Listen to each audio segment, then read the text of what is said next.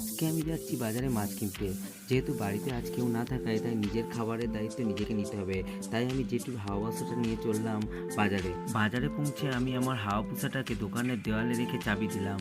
এরপর হাঁটতে হাঁটতে চললাম মাছ বাজারের দিকে।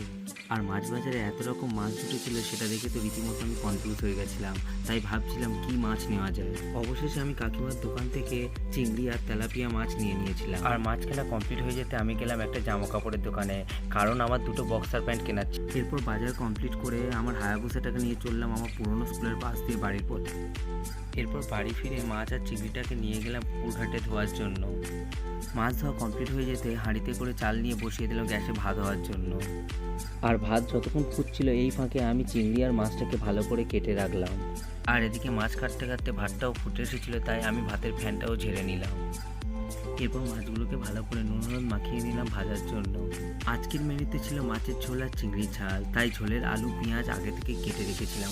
এরপর কড়াইতে তেল দিয়ে ভালো করে তেলটাকে গরম হতে দিলাম। তেল গরম হয়ে আসতে মাছগুলোকে আস্তে আস্তে কড়াইয়ে ছেড়ে দিলাম এবং তারপর ভালো করে খুন্তি দিয়ে নেড়ে চেড়ে ভেজে নিলাম। আর আমার রান্না দেখার জন্য আমার ছোটদা, বড় বৌদি এবং ভাইপো এসেছিল।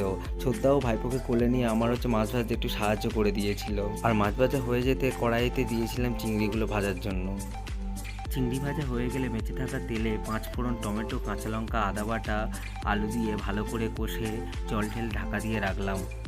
এরপর ঝোল ফুটে এলে একে একে ভাজা মাছগুলোকে ঝোলের মধ্যে ঢেলে দিলাম এবং আবারও ঢাকা দিয়ে রাখলাম কিছুক্ষণের জন্য। আর গ্যাসের অন্যদিকে চিংড়ির ঝাল করার জন্য পেঁয়াজ, টমেটো, কাঁচা লঙ্কা, আদা বাটা দিয়ে কষিয়ে নিয়ে বানিয়ে ফেললাম সুস্বাদু চিংড়ির ঝাল। রান্না কমপ্লিট হয়ে যেতে থালা বাসন মেজে স্নান করে চলে এলাম খাবার টেবিলে। প্রচণ্ড খিদে পাওয়া তার দেরি না করে খেতে লাগলাম।